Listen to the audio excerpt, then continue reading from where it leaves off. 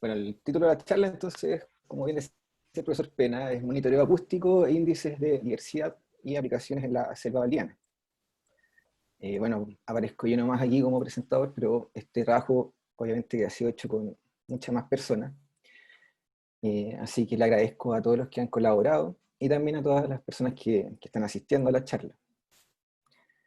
Bueno, voy a comenzar la charla con esta diapositiva del panel internacional para la biodiversidad y los servicios ecosistémicos, y muestra en el fondo esto que la biodiversidad a nivel global está en crisis, ¿sí?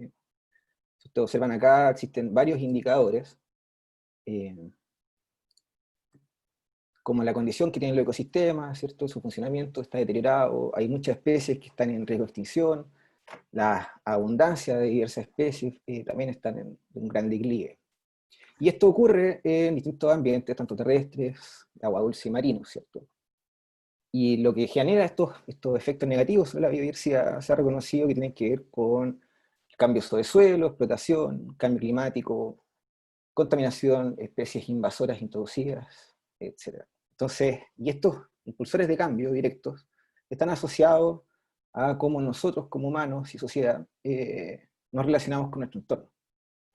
Entonces, esta infografía, ¿cierto? Lo que dice es que nuevamente la biodiversidad está en crisis, pero también indica algo importante, que es que ha habido, para poder entender estos números, ¿cierto? Uno tiene que tener una idea de cómo han sido las tendencias a través del tiempo. En el fondo, para saber si es que algo ha decaído, tenemos que tener información, ¿cierto?, de cómo era un estado previo.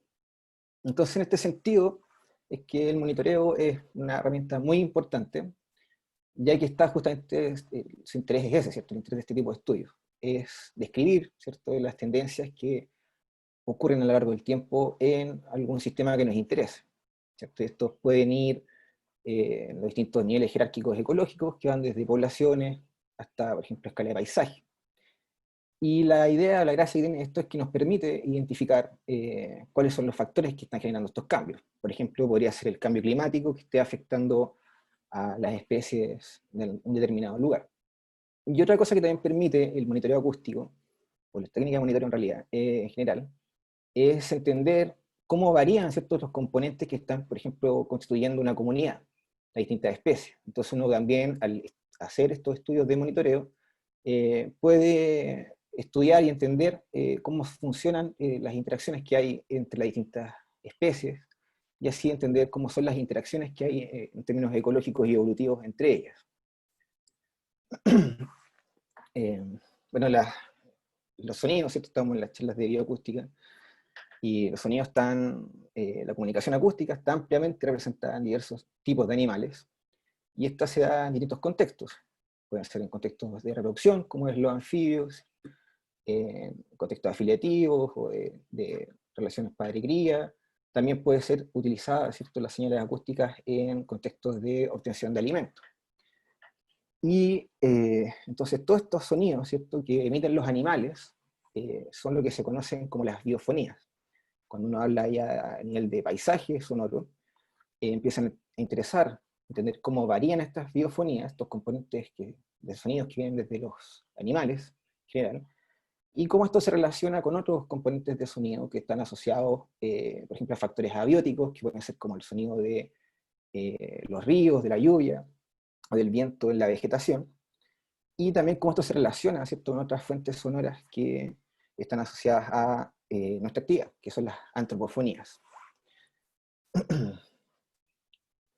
Entonces, bueno, como bien decía Susana en la charla anterior, el monitoreo acústico es una herramienta muy importante, y sobre todo en ambientes donde hay baja visibilidad, ¿cierto? Ya nos mostraba el ejemplo de los ambientes marinos.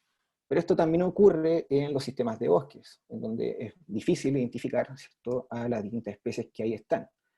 Y una posibilidad es a través de, por supuesto, el monitoreo acústico. Entonces aquí les voy a mostrar un sonido de ambiente de este lugar.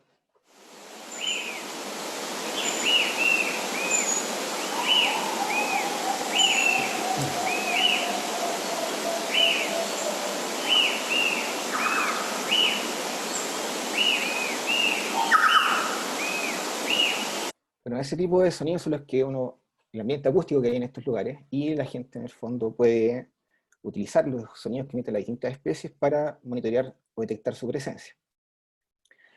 Este sitio que les mostraba corresponde a la selva valdiviana, y esto está dentro de el hotspot chileno de biodiversidad, que es un sitio que está reconocido, un lugar que está reconocido como de prioridad mundial para la conservación. Y eso se debe a que existe un alto endemismo tanto de plantas como animales, de plantas principalmente. Y por lo tanto, estas especies no están en otros lugares, estos son endémicas, y además están en algún nivel de riesgo, de amenaza. Entonces esto en el fondo genera o implica que sea necesario generar medidas de conservación y de conocer también lo que hay en estos lugares. En particular, la selva valdiviana se encuentra entre el paralelo 37 y el 48 sur, y abarca alrededor de 400.000 kilómetros cuadrados. ¿Sí? En estos ambientes, nosotros nos hemos dedicado principalmente a estudiar aves y anfibios, y esto se atribuye a que hay mayor conocimiento previo, ¿cierto?, de los investigadores, y a que emiten la mayoría de las veces sus sonidos en el rango audible. Entonces, eso hace que uno pueda utilizar equipos relativamente convencionales para estudiar su comunicación. Obviamente existen otros tipos de especies, como los murciélagos, que emiten un ultrasonido, que también se puede hacer investigación con ellos, como mostraba Ania, pero estos generalmente requieren otro tipo de equipos. Entonces nosotros, bueno, nos centramos principalmente en aves y en anfibios.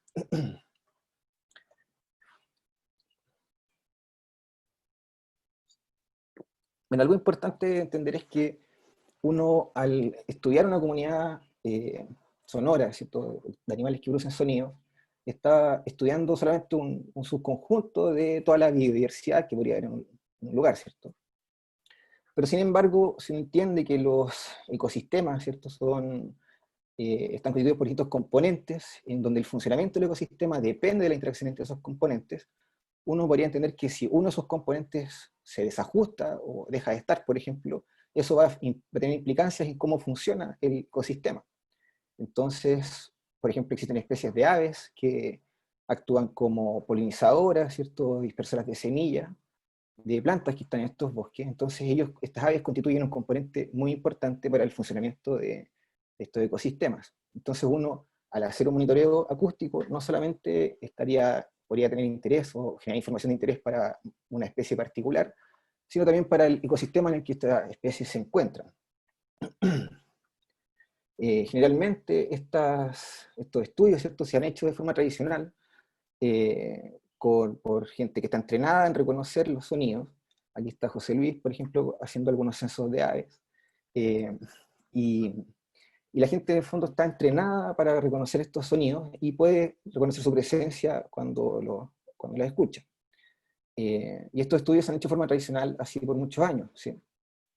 Pero actualmente se han desarrollado estos equipos que permiten ser instalados en estos ambientes por largos periodos de tiempo y que generan registros de forma continua.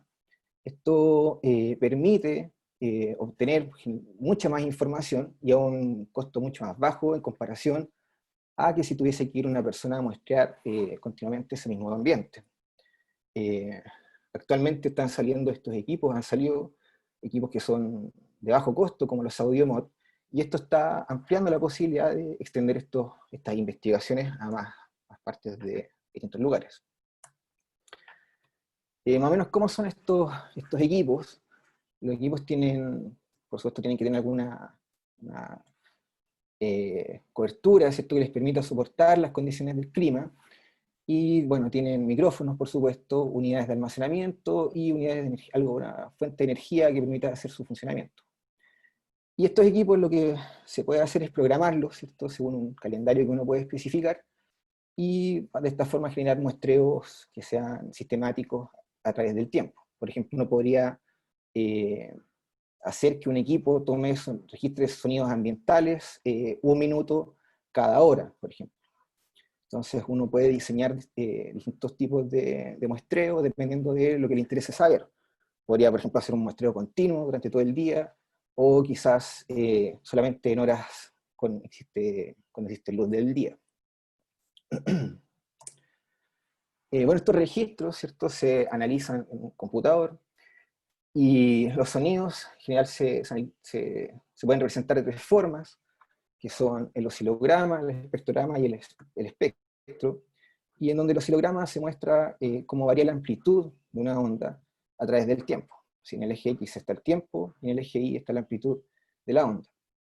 Otra forma de visualizar el sonido a través del espectro, en donde en el eje X están las frecuencias, y en el eje Y está la amplitud de cada una de estas frecuencias. Entonces uno puede ver cómo es la energía de cada una de estas frecuencias que están contenidas en los registros.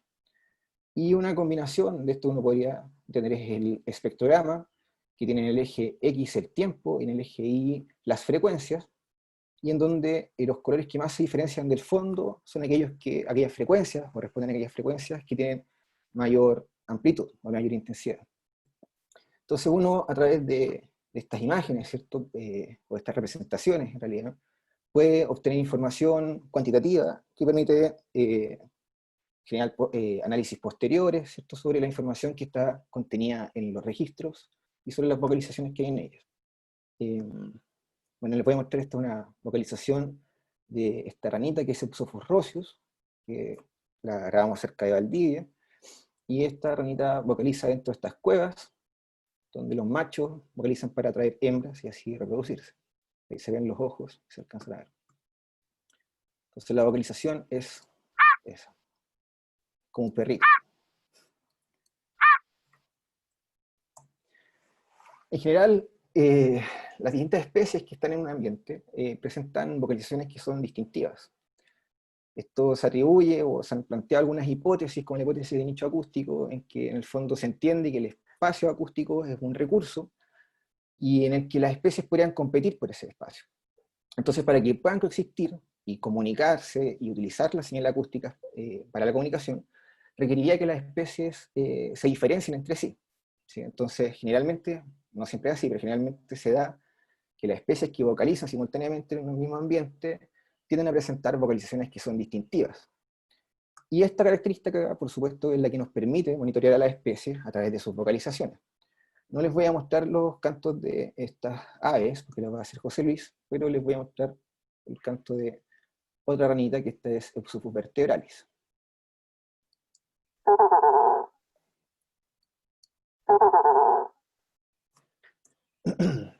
Entonces, uno a través de las vocalizaciones, ¿cierto?, puede reconocer a las especies, identificar que están, y de esta forma saber, por ejemplo, cuáles son sus tendencias a través del tiempo. Ahora, muchas veces puede ocurrir que las personas que estén analizando, ¿cierto?, estos registros no tengan conocimientos previos o muy profundos sobre cómo son las vocalizaciones de las distintas especies que están en un lugar, pero ahí uno lo que puede hacer es recurrir a librerías de vocalizaciones, como Senocanto, en donde están grabaciones que han hecho distintas personas, y uno puede ahí en el fondo buscar las especies, las distintas especies, y aparecen listados de las vocalizaciones que estas especies emiten. Entonces así uno puede generar esta información y pues puede encontrar lugares para contrastar la información que está contenida en los registros y así poder identificar a las especies cuando no las conoce.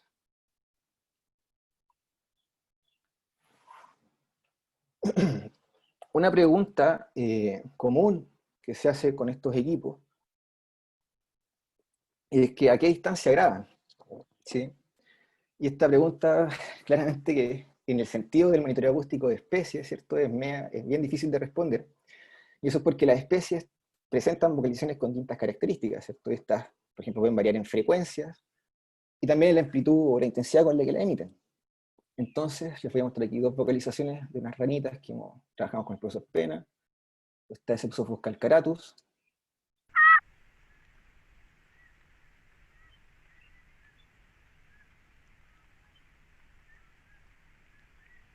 Esta media tiene así como una especie de gatito.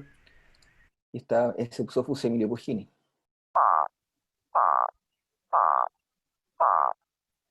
Si ustedes se fijan, ¿cierto?, la vocalización de emiliopugini es más grave que la de Euopsophus calcaratus, ¿sí? Si vemos los espectros, acá se ve que las frecuencias, ¿cierto?, de esta especie tienden a tener frecuencias dominantes, que son aquellas que tienen mayor energía en la vocalización, a frecuencias más altas que en el caso de Euopsophus emiliopugini. Si vemos, nosotros lo que hicimos con el profesor Pena aquí fue poner un arreglo de micrófonos a distintas distancias de la cueva, en las que emiten sus vocalizaciones, Y de esta forma pudimos ver cómo se degradaba la vocalización a través de que recorría el espacio, ¿cierto? La distancia. Y pudimos observar, ¿cierto?, que en las distancias más lejanas, a 8 metros, en comparación con la más próxima, que era 25 centímetros, en el caso de Eusopus milipugini se tendía a conservar, ¿cierto?, la estructura del canto en comparación con Eusopus calcaratus, en donde las características del canto se tendían a degradar. ¿Y eso por qué? Es porque en el fondo esta especie vocaliza con frecuencias que son más altas, más agudas, y eso hace que se degraden más con la distancia que recorren. Entonces ya ahí habría una diferencia entre la misma especie, ¿cierto?, que generaría un diferencial en su capacidad de detección o grabación. Y en cuanto a la amplitud, ¿cierto?, también ahí hay un efecto en que las especies que vocalizan con intensidades mayores también tienden a llegar con mayor intensidad con la distancia. ¿Sí? Entonces acá tenemos estas mismas dos especies, y en triángulo está Eusopus semilopogini, y en los círculos Eusopus calcaratus, y podemos ver que el Eusopus milipugini vocaliza con mayor intensidad a la distancia más próxima, y también llega con mayor intensidad a la distancia más lejana en la que hicimos las mediciones. Entonces, en el fondo, el cuán lejos graban un equipo va a depender, por supuesto, la capacidad de detectar una especie va a tener que ver con sus propias características, ¿sí? Y algo que interesa también en los equipos, que hay que preocuparse cuando uno va a hacer algún tipo de este tipo de estudios, es que los micrófonos, ¿cierto?, tengan una respuesta plana de frecuencias, ¿sí?, que es lo que se ve acá. Acá tenemos el eje que es la frecuencia, y aquí una medida de cómo es la capacidad de grabación. Si esta frecuencia no es plana, esta respuesta de frecuencia no es plana, perdón, eso implicaría que unas frecuencias se representen más que otras en la grabación, y por lo tanto también eso afectaría como nuestras determinaciones que podríamos hacer de estos registros acústicos.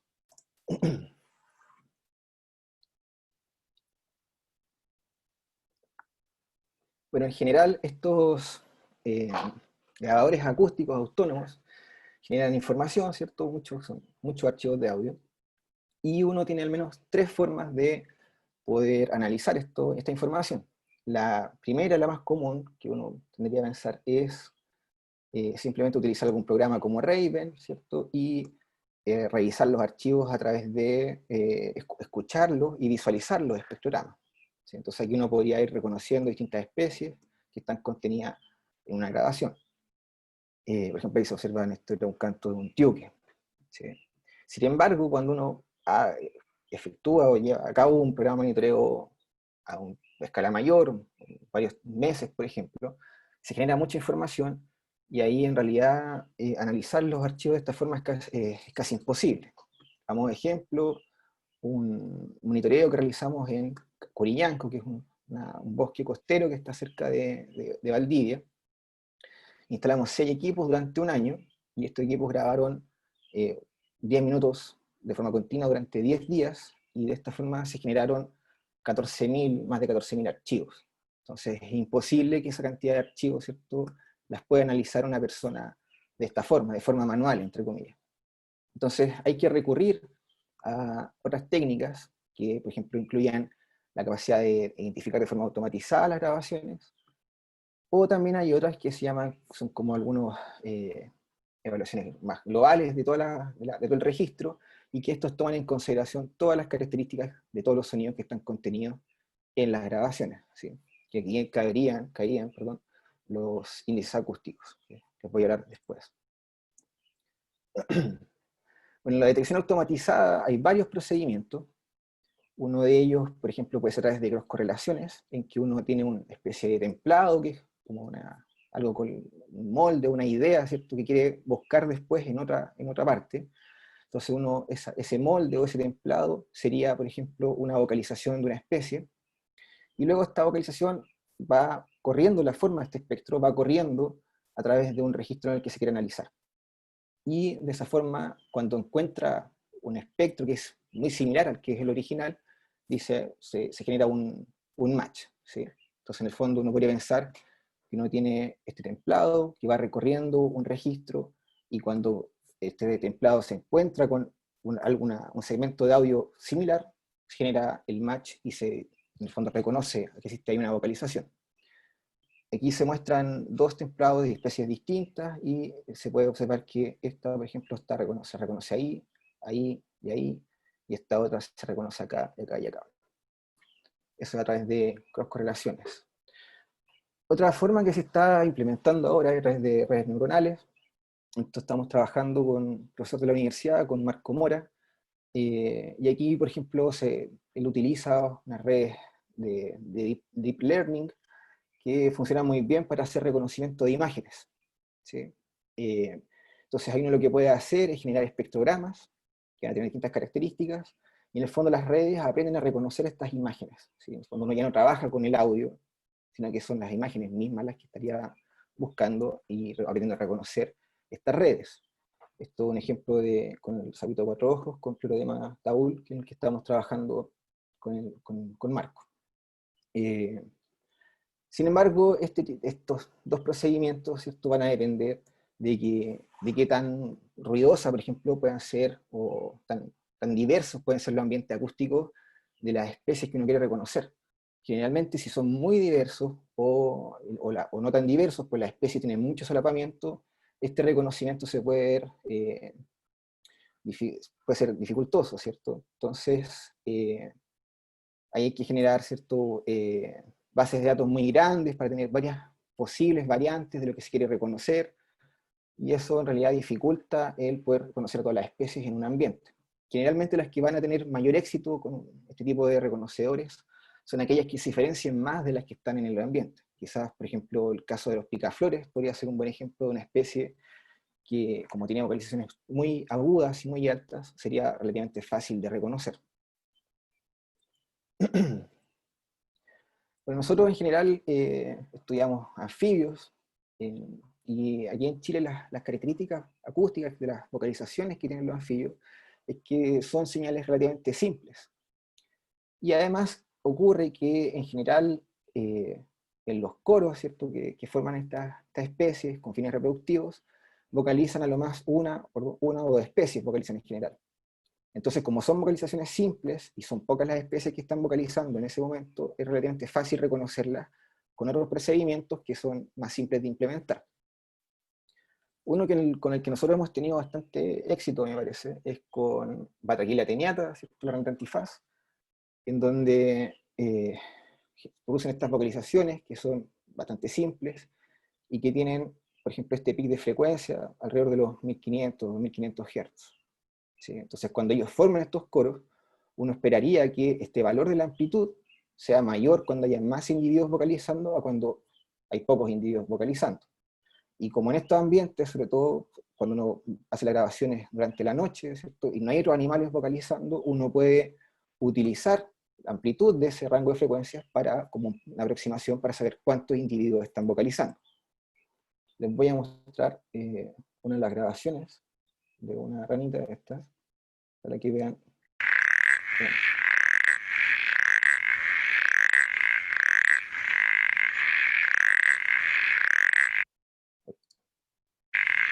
Entonces se fija, ¿cierto? Eso que se ve acá abajo, en la tapa, corresponde a esta parte que está acá. Entonces uno podría medir esa amplitud en ese rango de frecuencias y con eso tener una aproximación de cuántos individuos están realizando en realidad en términos relativos. En general esto, bueno, se hace utilizando, o lo hacemos nosotros utilizando R, que se han desarrollado librerías que están enfocadas, ¿cierto?, en análisis acústico. Dos de ellas, quizás la más importante es C-Wave, que la desarrolló Jérôme Sieur, de Francia, y hay otras librerías que también se utiliza bastante, que es Soundscape Ecology. Y lo que hace en el fondo, uno genera este script, que se puede ver un poco feo, pero en realidad son funciones que se aplican en el archivo de audio, y de ahí se extrae información de forma automatizada.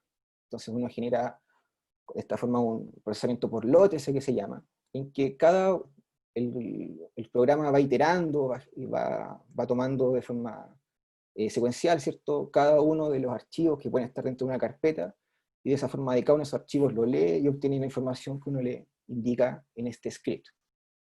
En realidad esto ya hay bastante información disponible en internet, hay libros que se han escrito por el mismo Jérôme, entonces no es algo difícil de implementar.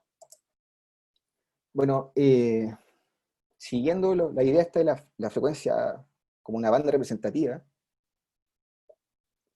nosotros estudiamos a esta ranita, Barquilla como les contaba, y este es un monitoreo que estábamos haciendo en el lago Tinquilco, que es cerca de Pucón, y donde nosotros hemos seguido siguiendo esta banda de frecuencia, ¿se recuerdan? ¿Cierto? Elegí la banda de frecuencia entre 1.5 y 2.5 kHz, y vemos la amplitud en esa banda de frecuencia, la amplitud máxima.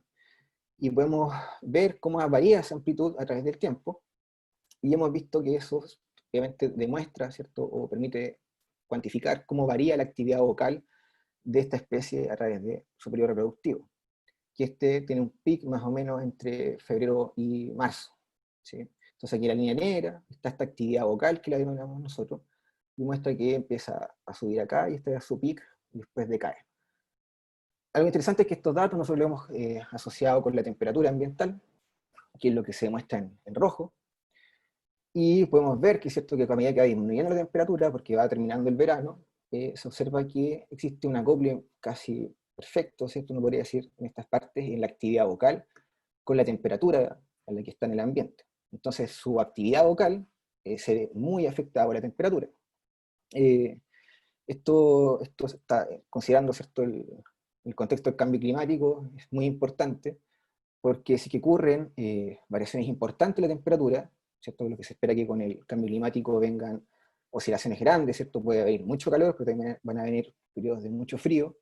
Eso podría ir modificando, ¿cierto? Este patrón de coros, que es un indicador de la reproducción, de cuando están reproduciéndose estos animales. Si la temperatura afecta su reproducción, eso va a tener implicancias, ¿cierto?, en la persistencia de las poblaciones en estos lugares. Hemos llevado a individuos de esta especie, a machos, al laboratorio, y hemos medido su actividad vocal en condiciones controladas. Y hemos visto que, al igual que lo que se observaba en terreno, ¿cierto? En el eje X está la temperatura, en el eje Y la tasa del canto, y hemos visto que a temperaturas más bajas o muy altas, las tasas de canto son más bajas, ¿cierto? Entonces ellos tendrían como una temperatura óptima que estaría alrededor de los 17 grados Celsius para vocalizar. Entonces, bueno, esto hace una combinación, ¿cierto?, de monitoreo acústico para entender qué es lo que ocurre con las poblaciones en ambientes naturales, y luego también hacemos un estudio en un experimento con condiciones controladas para ver qué es lo que ocurre en el laboratorio. Y de esta forma estamos observando que la temperatura sería un factor importante que podría tener repercusiones sobre la reproducción de esta especie. Otra cosa que hemos hecho, también utilizando estas ideas de las bandas de frecuencia, es estudiar, por ejemplo, si es que hay algún tipo de interacción entre especies que estarían formando coro cuando hay dos especies, al menos dos especies juntas. Entonces esto fue un monitoreo que hicimos, estábamos interesados en estudiar Psophorus roscius, la especie que había mostrado antes, y instalamos, esto fue en el Bosque de San Martín, que es una reserva de la Universidad Austral. Instalamos estos grabadores acústicos ahí desde septiembre a diciembre, y observamos que esta especie está presente, ¿cierto?, vocalmente, su reproductivo duraría desde septiembre a diciembre, y observamos que en noviembre aparecía esta otra especie, que es Psophorus vertebralis. Entonces, bueno, ese es el canto de Psophorus roscius. Perdón. Y está acá la de Psophorus vertebralis.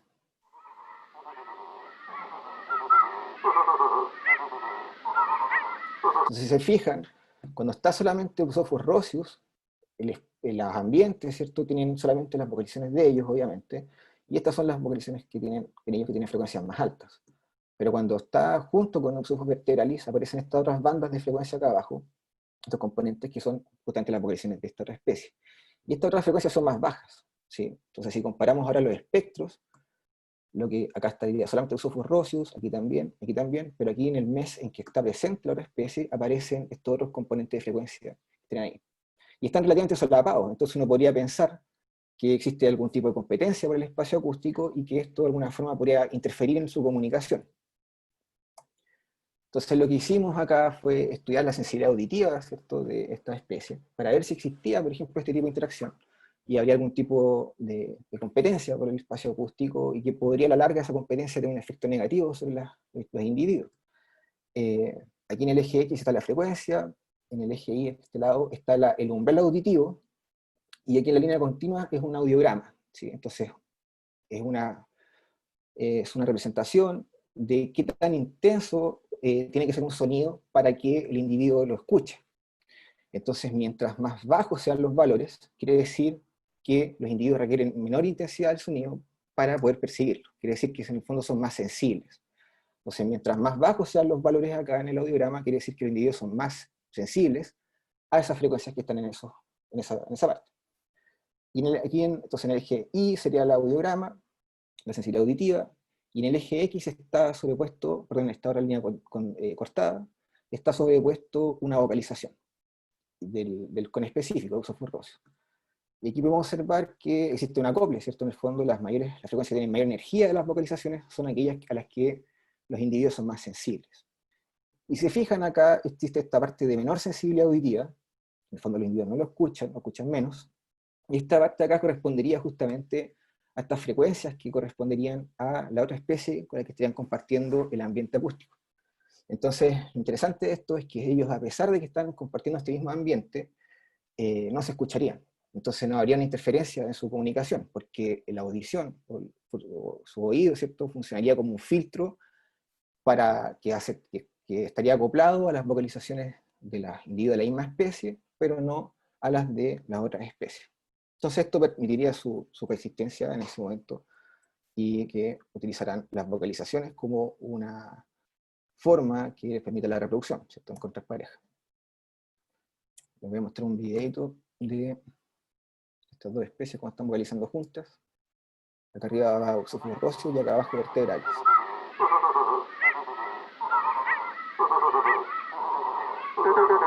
Si se fijan, acá abajo es el Oxopus vertebralis y está acá arriba es Oxopus roseus. Entonces, lo que les mostraba en el fondo, Oxopus roseus no escucharía Oxopus vertebralis, a pesar de que existen estos pequeños solapamientos ahí entre las frecuencias de sus vocalizaciones. Y eso permitiría que ellos se puedan comunicar con fines reproductivos de forma en el mismo momento.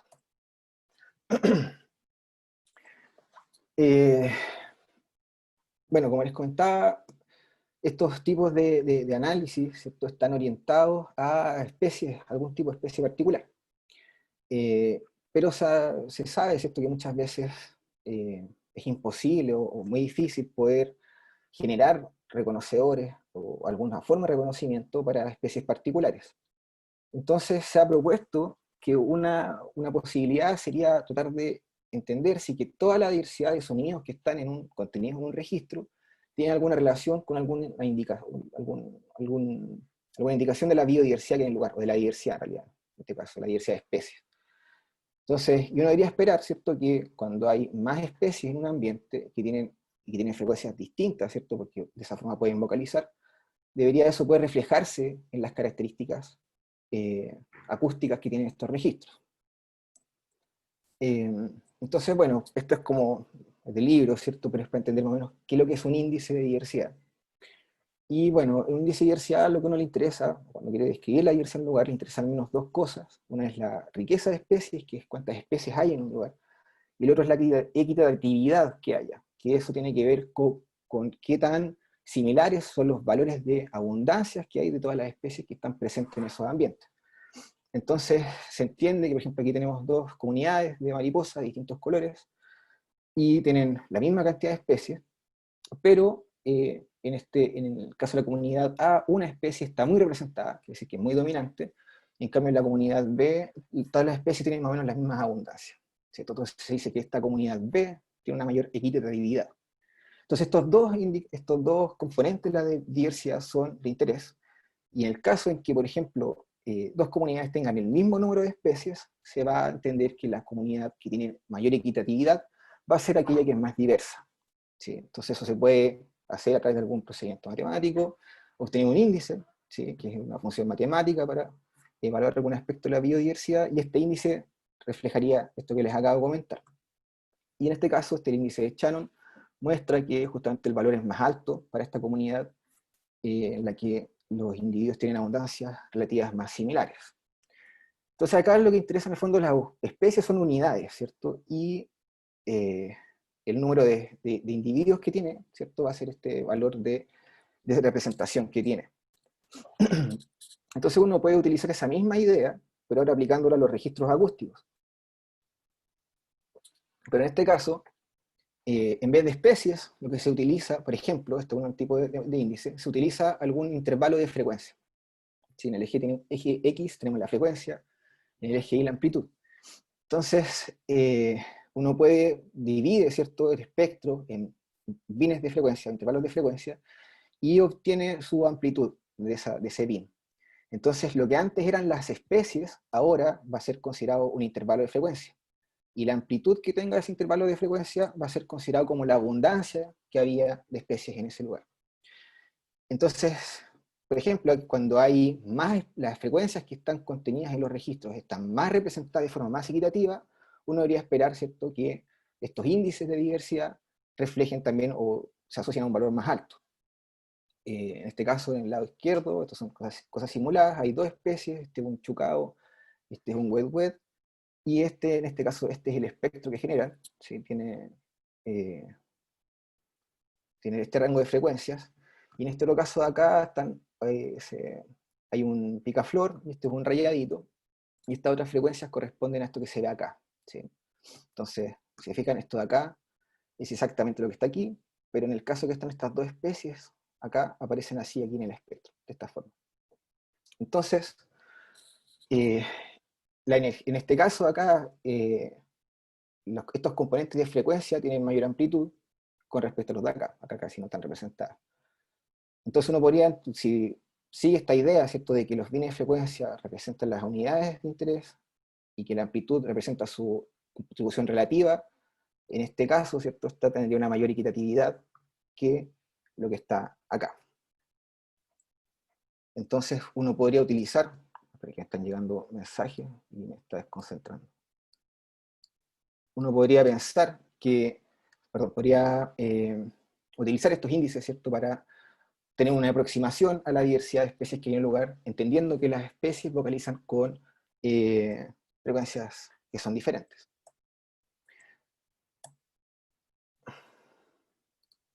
Bueno, se han descrito varios índices de diversidad. Aquí hay una revisión de Jerome del 2014, muestra estos índices, y estos, bueno, tienen distintas características, ¿sí? Y estos índices se han puesto a prueba en distintos lugares del mundo, y se ha visto que varían en su efectividad para representar la diversidad de esos lugares, ¿sí? Por ejemplo, en Brasil se probaron 6 índices de diversidad y solo uno de ellos se relacionaba con la riqueza de especies que estaban en ese lugar que ellos estudiaron. En el caso, otros casos fueron 3 de 7 en China y Australia, y en Inglaterra, en un ambiente urbano, probaron 4 índices de diversidad y ninguno tuvo alguna relación con alguna medida de diversidad que les interesaba a ellos, a los investigadores. Entonces esto obviamente indica que uno tiene que, antes de llegar y utilizarlos, tiene que ponerlos a prueba en los ambientes que le interesa estudiar.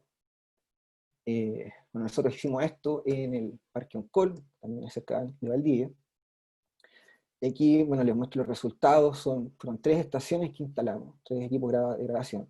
Cada una de estas columnas corresponde a un equipo, y bueno, acá son distintas cosas que obtuvimos de las grabaciones, y en la parte de arriba, lo que está acá, es la riqueza de especies que había en cada uno de los registros, es decir, el número de especies distintas que uno encontraba en un registro. Y se observa, por ejemplo, si miran el sitio 1, se observa que aumenta la riqueza de especies durante el día, ¿cierto?, la temporada diurna. Después José Luis le va a dar con más detalle al respecto. Y la riqueza de especies, obviamente, que uno encuentra en los registros, ¿sí?, es menor durante la noche, ¿sí? En el caso de los anfibios, que también nos interesaban, observamos que las tendencias eran más variables, ¿sí? Se observaba entre 1 o 2 especies, y en realidad habían especies que están activas durante todo el día, ¿sí? Si bien pueden haber más individuos activos, uno es posible que encuentre al menos un individuo vocalizando durante el día.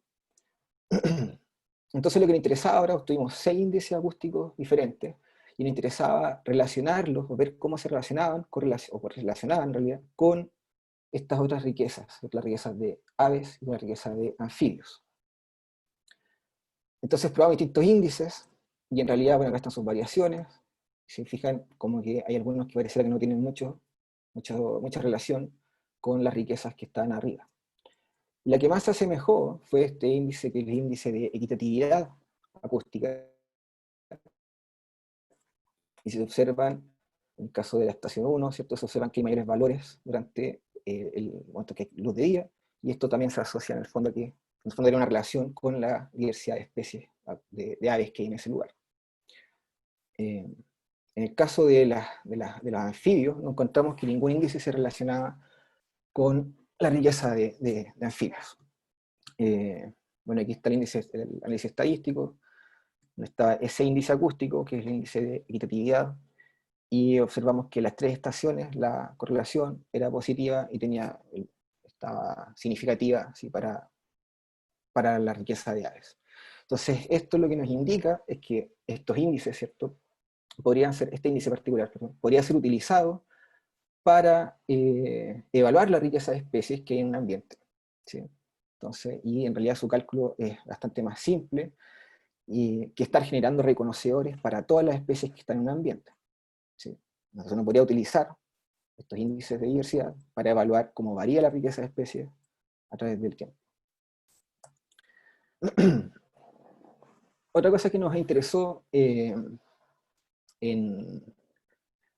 evaluar si es que hay variaciones, por ejemplo, entre distintas zonas que hay en los bosques, ¿sí? Por ejemplo, si es que hay variaciones entre un ambiente donde el bosque es de tipo renoval, o donde, por ejemplo, el bosque es maduro, o en zonas de quebrada. ¿Sí? Entonces aquí les voy a mostrar, estos son los registros de julio, mostrado acá, en la derecha es de enero, y son estos tipos de ambientes. Les voy a mostrar unos audios.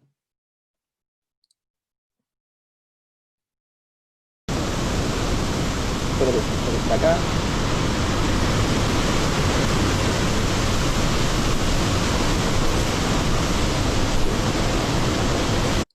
Es en el bosque renoval, la zona renoval, perdón. Está la zona del bosque maduro, por abajo, es la higuera.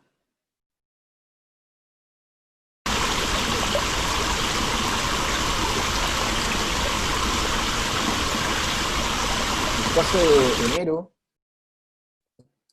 esa sería la zona renoval.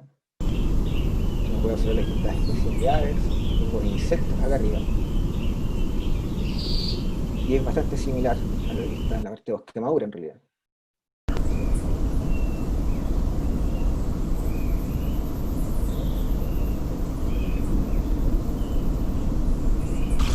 Esta es la parte de la quebrada, que se escucha el sonido del agua. Entonces, la pregunta aquí era si estos índices podían, por ejemplo, reflejar algún tipo de diferencia entre los tipos de ambiente y entre los meses del año, ¿cierto? Porque aquí observamos que hay una variación entre los meses y que también debería haber una variación entre los tipos de ambiente.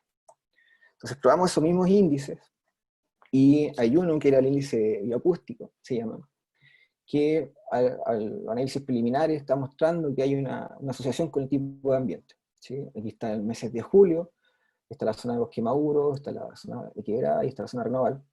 Digamos que es bastante similar, ¿sí? Que en el fondo es más o menos lo que uno podía percibir al observar las grabaciones que les mostré. Y en el mes de enero, ¿cierto?, se observa también que existe esta tendencia a presentar mayores valores en las horas en que hay luz del día, y eso estaría asociado con la actividad principalmente de aves, ¿sí? Lo mismo ocurriría acá en la zona renoval, pero lo interesante es que acá esta tendencia no se observaría en la zona de quebrada, ¿sí? Entonces, este índice, que no es el mismo que nos dio significativo antes, pero en este caso, en este ambiente que tiene otras influencias, podría ser utilizado, ¿cierto?, para ver variaciones entre los tipos de ambiente y a través de el año. ¿Sí? Eso es lo que nos dan los análisis estadísticos.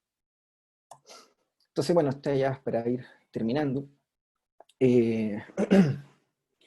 Actualmente todas estas cosas que les mostré están más o menos, han generado, ¿cierto?, una nueva disciplina de investigación que se llama la ecoacústica, y esta se define como la investigación e interpretación ecológica del ambiente, el sonido ambiental, ¿sí? Y la ecoacústica se nutre, ¿cierto?, de otras disciplinas, como la ecología, la bioacústica, la ecología del paisaje, y también, por ejemplo, de la biología de la conservación. Entonces, de alguna forma, a través de esta utilización de grabadores autónomos, ¿cierto?, y que generan mucha cantidad de información, uno puede ir haciendo investigaciones que abarcan distintos ámbitos. Pero existe algo transversal, ¿cierto?, que es en el fondo el uso de estos grabadores acústicos que permiten obtener mucha información, que resulta justamente la implementación de estos monitoreos acústicos. Entonces, bueno, como les mostré, ¿cierto?, el monitoreo acústico permite describir estas tendencias de cambio a través del tiempo en distintos niveles jerárquicos ecológicos, y uno puede identificar, ¿cierto?, estos factores de cambio que están influyendo sobre ellos, como podría ser, por ejemplo, el efecto del cambio climático, que es lo que se nos está viniendo encima, ¿cierto? Permite también estudiar estas interacciones ecológico-evolutivas entre distintos componentes que están en los ecosistemas. Podría ser, por ejemplo, algún factor de algún tipo de ruido o de otras especies, ¿cierto? Y la gracia que tienen, que una de las cosas más importantes, es que en términos relativos, ¿cierto?, la obtención de la información es mucho más barata que al que estuviese una persona en ese lugar obteniendo la información de forma personal, valga la redundancia. Así que bueno, muchas gracias. Bueno, aquí le agradecer a varias personas, a Atia, a Andrés, a Carlos, a José Luis, a Suazo, a Mauro Soto, a Leo Basigalupe, al profesor Mario Pena, a Jerón y a Rafael Márquez. Así que ellos de alguna forma han contribuido, ¿cierto?, a obtener la información y analizar la información de las cosas que les mostré en la presentación. Bueno, les dejo mi correo, ¿cierto?, y el sitio de la página web del laboratorio, si es que alguien tiene interés de visitar y ver con mayor detalle las cosas que estamos haciendo. Así que eso sería. Muchas gracias.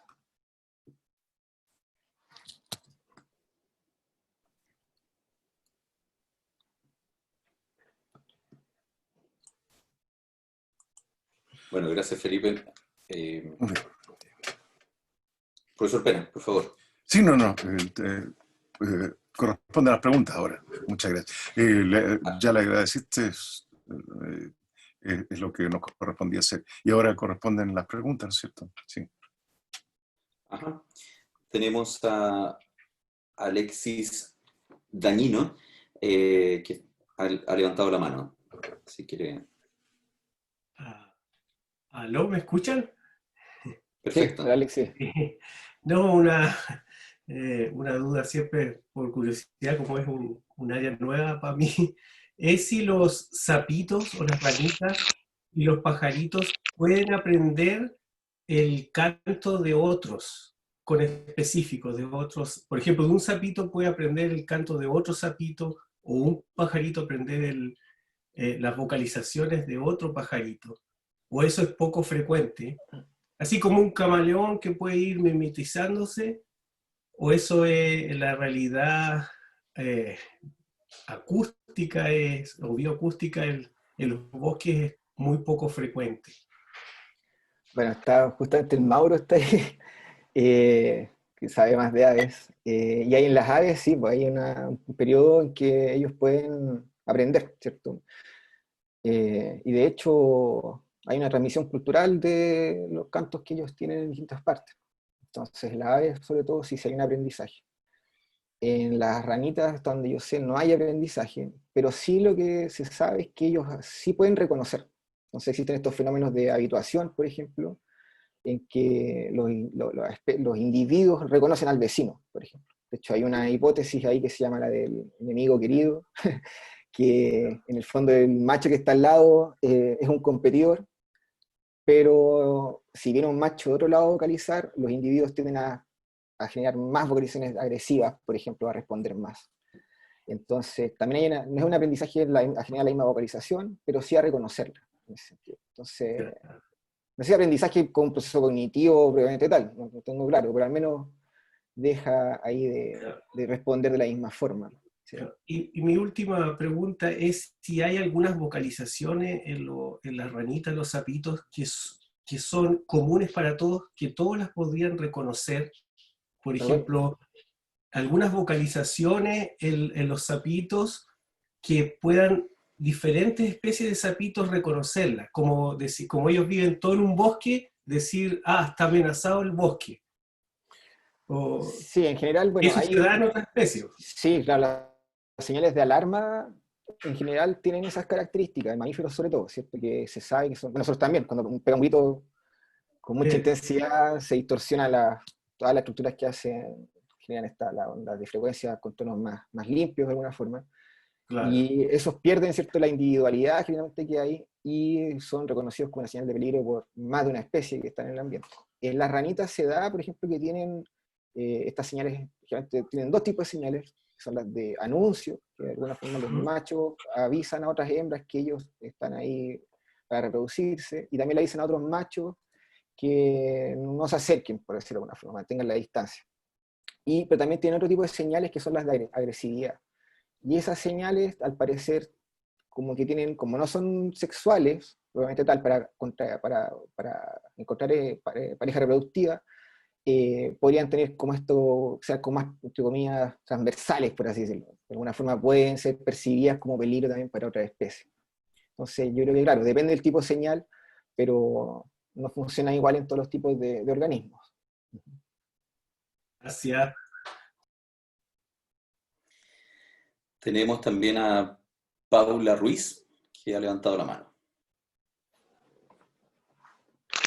Hola, buenas tardes, Felipe. Muchas Hola. gracias por tu presentación. Estuvo muy interesante. Yo tengo varias preguntas. Bueno, la primera sería, ¿cómo sabes cuál es el índice que más se acopla a tu investigación o cuál puede representar mejor los datos? La segunda pregunta es, como tú utilizas grabadoras automáticas, es decir, que las colocas dentro del bosque y pones a grabar por gran cantidad de tiempo, ¿cómo haces con los sonidos tanto antropogénicos, con los ruidos antropogénicos, como con la parte de geofonía? Y por último, te quería preguntar, em, ¿cómo puedes a partir de los índices saber si existe un nicho sonoro o simplemente lo puedes saber a partir de cuando aíslas los sonidos? Ya, la primera, bueno, uno puede hacer alguna correlación, una correlación simple, en que uno en el fondo debería esperar que... Ah, bueno, es que depende, disculpa, depende de qué es lo que uno quiera saber.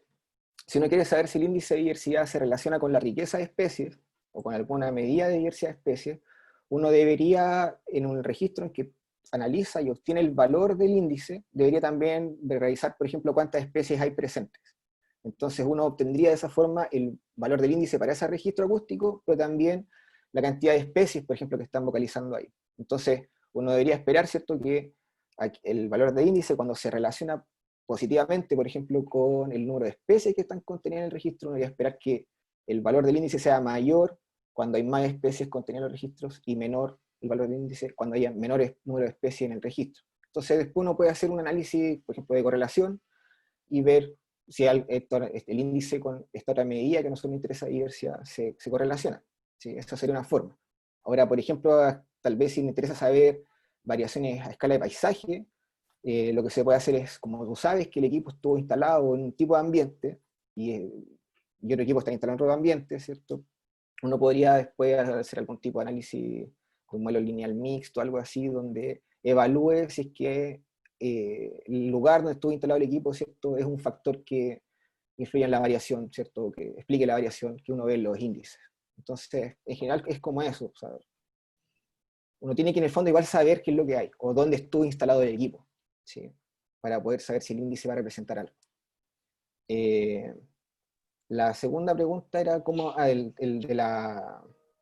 del ruido antropogénico. Bueno, en general, hasta el momento la mayoría de investigaciones que estamos haciendo son en ambientes naturales, entonces el ruido antropogénico no es importante. Pero es casi imposible eliminarlo, o sea, el ruido antropogénico igual, si bien sí sé que tiene ciertas frecuencias, depende de lo que sea, igual va a poder contaminar, ¿cierto?, la señal. entonces la grabación.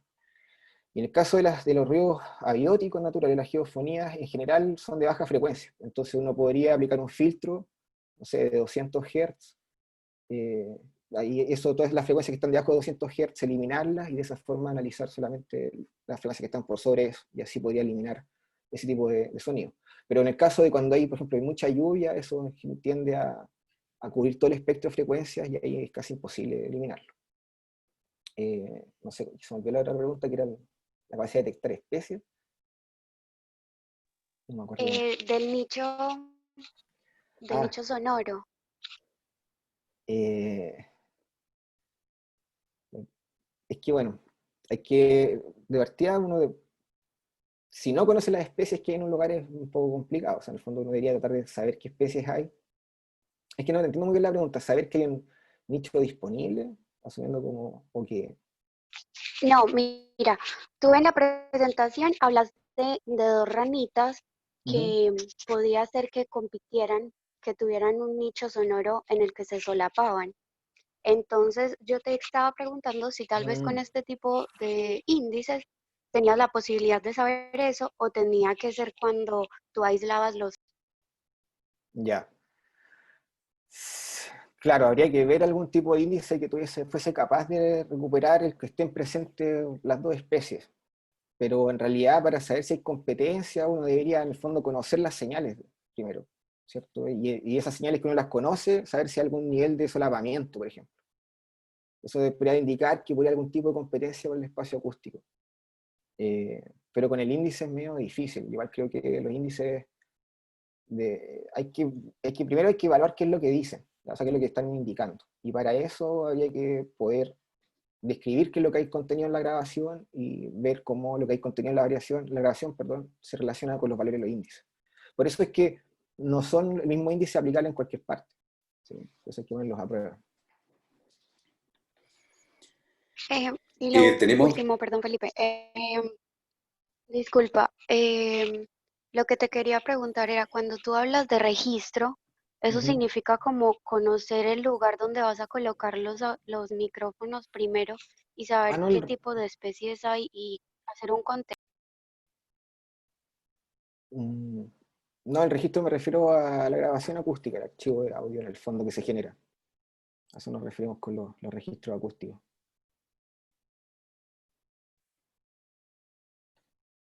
Se fue, parece, Paula. Ahí, sí. Bueno, muchas gracias. Sí. Tenemos manos levantadas y tenemos preguntas también en el chat. Sin embargo, estamos un poco pasados en el tiempo, entonces vamos a dar la última palabra y se la voy a dar a Iván Hinojosa, que por orden de levantar la mano estaba primero. Entonces le pido disculpas a Mauro Soto y a Fernando Córdoba, que estaban esperando su turno, pero pueden hacer la pregunta a través del mail o del WhatsApp, simplemente. Iván, por favor. Muchas gracias, Felipe, por la presentación. Súper interesante. De todas maneras, te voy a contactar para que hagamos algo ahí con las grabaciones que tenemos bajo el agua. Súper. Porque de aquí claramente podemos hacer cosas. Ahora, las preguntas que hacía Paula están buenísimas también, porque aislar bajo el agua sonido antropogénico de un ruido motor, eso está difícil. Obviamente, Claro. para calcular un índice y el ruido geófono también está un poco complejo porque también se nos mezclan con señales de mamíferos marinos, de hecho. ¿Ya? Entonces, pero ahí es un gran desafío aplicar estos índices bajo el mar y hay que empezar a buscar ahí cómo se podría hacer. Sí, de hecho, por ejemplo, algo que se hace, que nosotros queremos hacer ahora en el fondo es tener audios de cada componente que está en el ambiente. Entonces, pues tú puedes esos audios pegarlos, ¿cierto? Hacer un audio nuevo, sintético, y sabiendo perfectamente qué es lo que está, no sé, ruido antropogénico, un pájaro, una ranita, etcétera, saber qué es lo que da, ese tipo de registro da qué índice da, qué valor de índice da. Entonces Exacto. eso en el fondo es una parte que hay que hacer. Sí. Exactamente, eso lo que tú acabas de decir es perfecto, se me estaba ocurriendo también, es hacer un índice ficticio de acuerdo a la diversidad de ruidos que tú puedes detectar en un audiograma, Claro. Y bueno, después lo conversamos ahí en detalle, pero está buenísimo, está muy, muy bueno. Y yo tenía una pregunta con las ranitas, porque ahí obviamente no cacho nada, y es la variación entre los machos de la misma especie. ¿Qué sabes tú de la variación intraespecífica o cómo las hembras seleccionan a los machos por las distintas vocalizaciones que ellos emiten? Y ese tipo de preguntas, por allá voy. Sí, Y sí, obviamente tiene relación con la contaminación acústica y cuáles se pueden eh, modificar o no modificar su canto, por ahí voy. No sé qué me puedes sí. contar de esa línea. No, hay variación entre individuos. De hecho, bueno, eso fue parte de una de las cosas que tuve que ver en mi tesis del doctorado, que tiene que ver, en el fondo, si es que no, los individuos no son diferentes, ¿cierto? Es poco probable que las hembras los puedan seleccionar y que eso de alguna forma se pueda heredar, ¿cierto? El rasgo. Entonces, sea la menos repetibilidad. Y sí hay estas señales, las sexuales sí. Y de hecho, en el fondo, bueno, se supone que las preferencias de las hembras han evolucionado porque ciertas características que tienen las vocalizaciones se relacionan con un atributo del macho.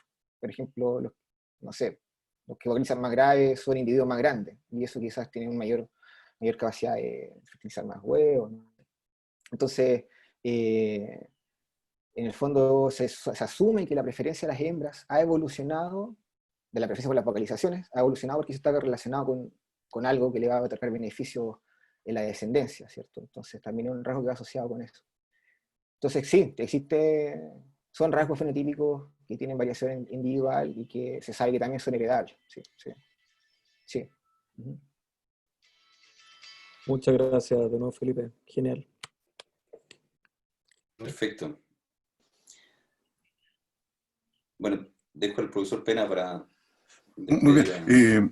Nos queda nada más que, en virtud del tiempo, darle las gracias a nuestro líder, despedirlo y, en fin, agradecerle que se haya condescendido a tomar el puesto de un conferencista más en esta ocasión.